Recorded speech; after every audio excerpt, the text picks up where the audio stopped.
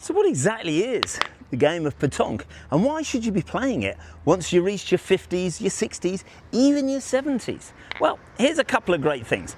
It's a very, very sociable game. This one, the place I'm actually playing today, is a very nice pub in Cambridgeshire. And there'll be an awful lot of people turning up here later. They'll have a few drinks, there'll be a bit of jocularity, there'll be a bit of fun, there will be a bit of competition. These are some of the great things. So not only is it a very, very sociable game, it's also a very competitive game. Now, is it difficult to play? Not at all.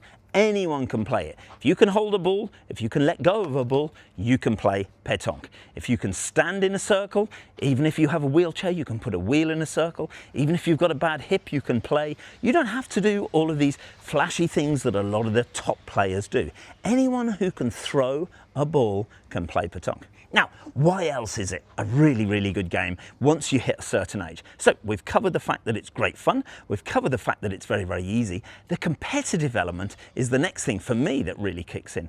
Because once we stop being maybe soccer players or netball players or tennis players, we want to have something that still ignites that drive, that passion, that will to win within us. And pétanque will give you that, but it doesn't necessarily give it to you in the fire and the brimstone that some of the other more professional games does.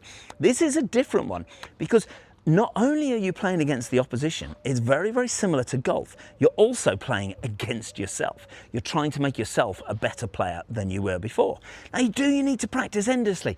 Not at all. You can turn up every single week, week in, week out. You can turn up every now and again. Doesn't really make any difference at all. As long as you enjoy the game, that is the most important thing. It's just picking up a set of ball. You can buy them secondhand. You can get them from some of the well-known distributors in the UK and also worldwide. Obviously, Amazon sell ball.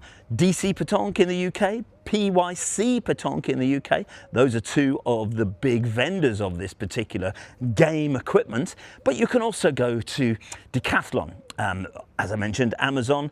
One little thing though, if you're going to buy equipment and you're tempted into Amazon and you're tempted into looking abroad, don't forget, because of the UK and our wonderful Brexit law, you're going to pay a hefty tax when that arrives.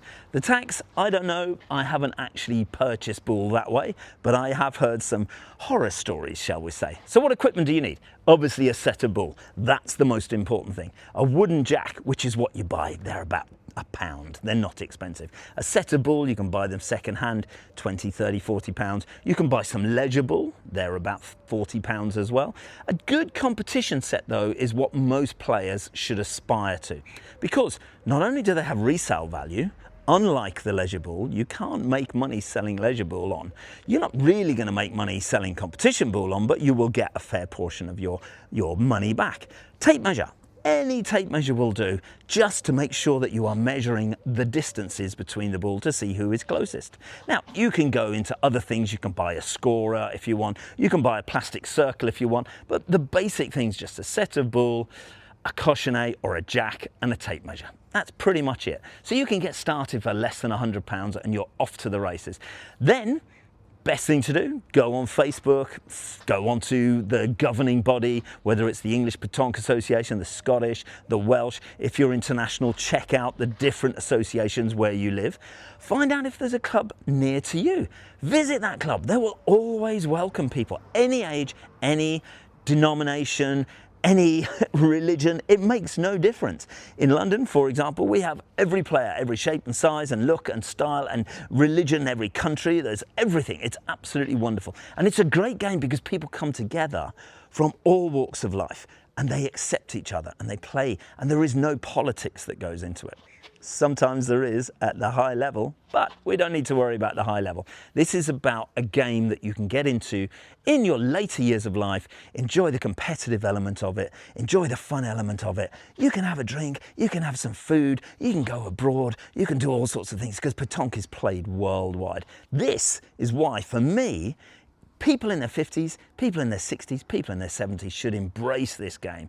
I met a gentleman in France, 86, a little bit disabled, and got shot in the arm, had to play with literally 2 fingers like this, but he was still playing an incredible game at 86. So this just shows you, it isn't a young person's sport in many countries. In many countries it's seen as a slightly older, shall we say, more mature person sport. But the youth, they can be very, very good, and they can get very good very, very quickly, in which case they can take on their parents and beat them. When I go to France, which I do quite a lot, I have lost graciously to many 8, 9, 10-year-olds, because for them it is a passion, it is a national sport. They want to be the best, they want to beat their granddad, they want to beat their father, they want to beat their mother, they want to beat their sister.